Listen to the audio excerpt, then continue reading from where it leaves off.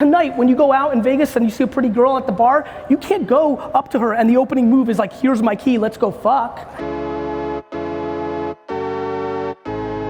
Yes, sir. What's your name?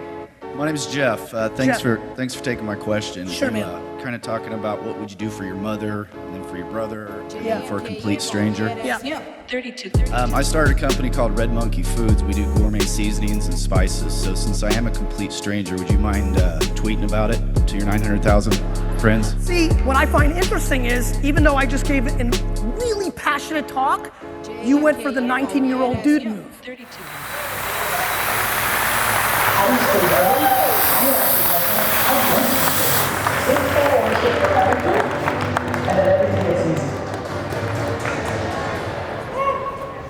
Good morning. How are you guys? Awesome.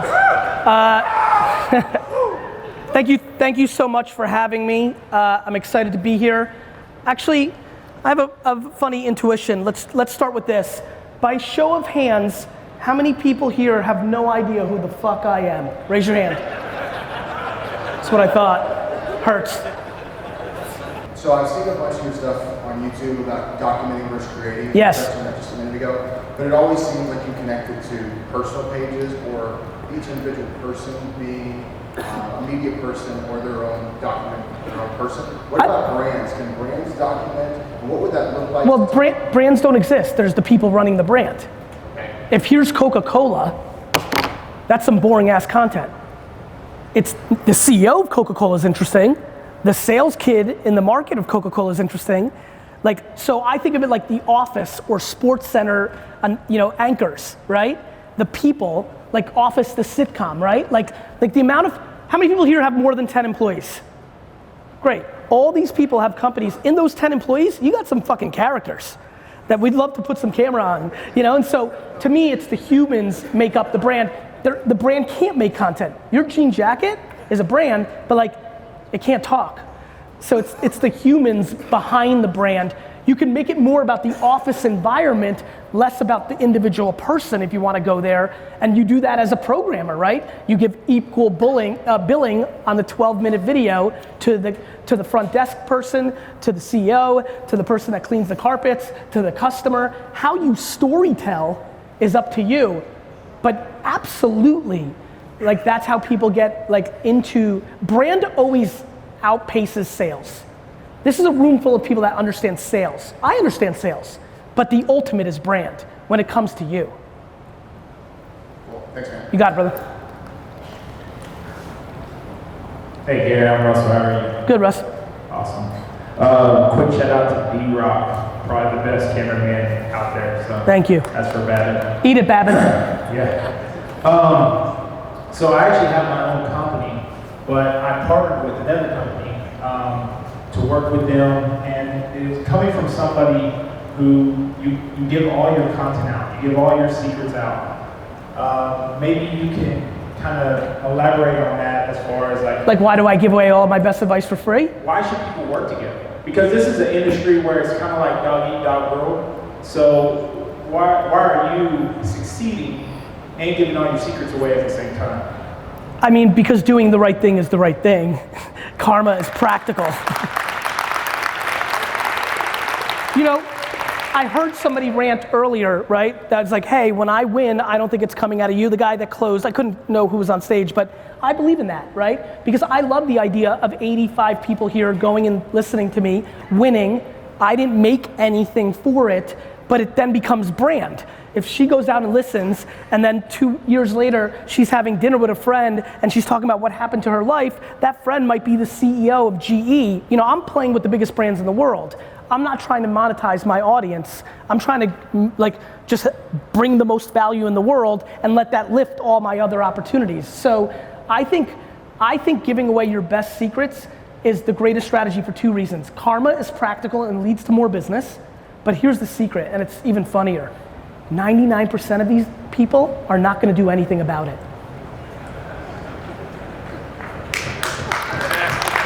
Somewhere about 5 or 6 years ago, I realized this fact. Holy shit, people aren't gonna do anything with this. So fuck it. Like there's still gonna be plenty for me, and I'm gonna be the most lovable guy ever. I love this. So, you know, giving away your best advice is the business development, because then it becomes, the reason people work together is because it's nuanced, right? I'm giving all the best advice, but then if I sat down, what I'm about to do for that dude, right, is we're gonna really look. I know I'm theoretically right, but I don't know the details of what made his 20,000 not work. I gotta look. And so there's always one extra step when you look under the hood. There's the theoretics of how you fix a car. I can tell you everything about fixing a car, but until I look at your car and look under the hood, I'm like, oh, it was this part. Gary V. Joe Hyde with PRM Roofing from Alabama. My friend. Two things I want to do. I want everybody to get out their cell phone, because we are trying to all build our social media presence here and wherever you are. So if you'll get out your phone and follow Joe Hyde on Instagram and like the Facebook page for PRM Roofing. My question. Bro, hold on. Did you really think that was a good idea? Hey, we're here. No, bro, I honestly think that was one of like the worst moves I've ever seen, because and I'm not trying to razz you. I am talking, I'm trying to give you love. I love the passion to win. The problem is you tried to close on the first move. You brought them no value and you asked them to bring you value. Like you gave, I will stand up here and give a fuckload of value and never mention one time for any of them to follow me, and a lot more of them will follow me than are gonna follow that bullshit move that you just did.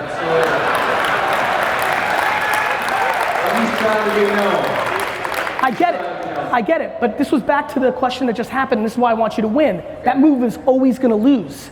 You can't go, tonight when you go out in Vegas and you see a pretty girl at the bar, you can't go up to her and the opening move is like, here's my key, let's go fuck. But that's what you just did. Let him hold it. But that's what you just did to this audience with business. My question, I was going to do this shout out. My question to you is, so if we have a YouTube page, if everybody has a YouTube page, maybe I should have done this before I did that. Maybe. So if you have a YouTube page, right? Everybody's bringing content. Yes. And I know that you were talking about podcasts. Yes. Is there an app or some kind of technology that we can transfer maybe our YouTube content into a podcast? Smart. You can rip, whoever's doing your YouTube show, or like the technical person can rip the audio and then upload it to video. And I did that for a long time. But let me teach you this. It was also not as effective as when I changed my style. I used to do the Ask Gary Vee show and I would rip it and that would be my podcast. Now I'm doing a lot of different things that are more podcast native, and my podcast has done better. But it is an absolute right first move. It's a great thought, and that's exactly what you should do. You should strip the audio out of the YouTube show and post it as a podcast. 100% great start. So there's no like app or anything? There probably is. You're gonna love this about me. I don't like to talk about shit I don't know, right? There's a reason I got D's and F's. It's because I don't focus on dumb shit, right? You can literally go to Google right now and type in, how do I strip the audio out of my YouTube video and put it on a podcast, enter. You got it, brother. Nobody else is allowed to embarrass me again. By the way, that didn't embarrass you. First of all, I appreciate like the gangster nature of it. I just want him to win. I just know that move's not gonna work. You know, and that's all. He's not embarrassing. I kind of fucking loved it. All right, let's do it. Hey Gary, this is Ryan McClain, Next GRC Roofing. I'm super stoked to be here. Biggest hustler in the world. We all got to see a legend right here. Thank you. So my question is, how can we harness the hustle gene? How can we pass on the hustle gene You can't. to our company and to how can we instill this? You can't. You can't. What you can do is you can hustle, and then people will either ride up to it or run away from it. Like, you know, I don't judge my people. First of all, nobody that works for you should hustle as hard as you. Period. You want somebody to hustle as hard as you that works for you? Give them the same economics you're taking home. That's the truth. Number two, with kids, rich kids aren't gonna care as much as you about money because you didn't have any, and so you had to fight for it, and then that's just real. So I think I set the tone for my company. Some people rise up, some people find their work-life balance, some people bounce. I'm not in the game of thinking that's important. If I feel good about what I'm paying somebody for what I'm getting in return, I don't need to judge that they need to work harder, so I don't want to get a deal for my people. Do you understand? I want my people to be on my team, not me getting more value out of them. It's a huge mistake of business owners.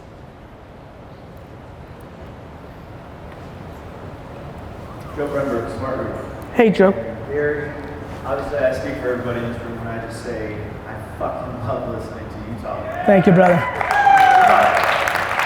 question to you is this, and it's something I probably could Google, but I don't want to sift through a bunch of bullshit. Respect. I respect that.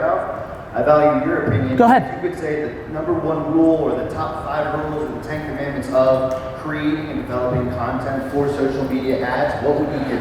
Number one, you have to understand that that gentleman right there, Scott, when he's on Facebook and he's on Instagram, he's a different person.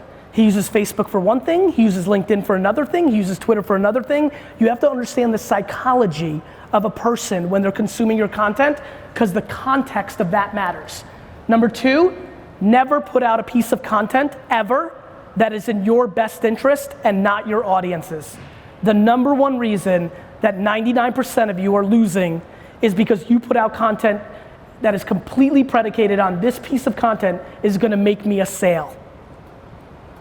Content is at an abundance. People want content that brings them value. Educate, don't sell.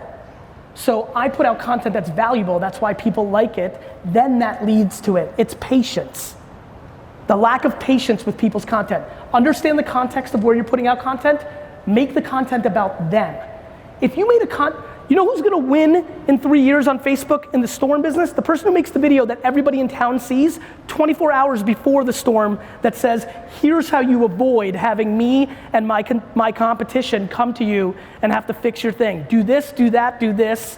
Then you're a resource for them. Everybody in town's gonna see that, and then when 90% of them don't, 80% of that 90% is gonna reach out to you. So to follow up on that, what you would say is don't try to be like, hey, we'll come out and give you a free inspection. Say, hey, most homeowners don't understand the claims process. This is the claims process and how to properly. 100%. Everybody's given free we know what you're doing. Your free is fucking loaded. Nobody wants your fucking loaded free, dick. Love you, brother. Love you. Makes me happy. So I was wondering if you could just say something to my son James. He's 24. Come here. On a video. Come here. That'd be awesome. Come here.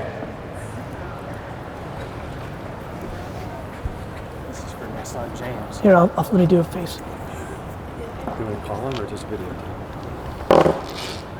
Hey James, it's Gary Vee. I'm here with your dad. I'm really fucking pissed that you're not here. But I respect that you're hustling. That's exactly what you should be doing. Hope we get to meet. See ya.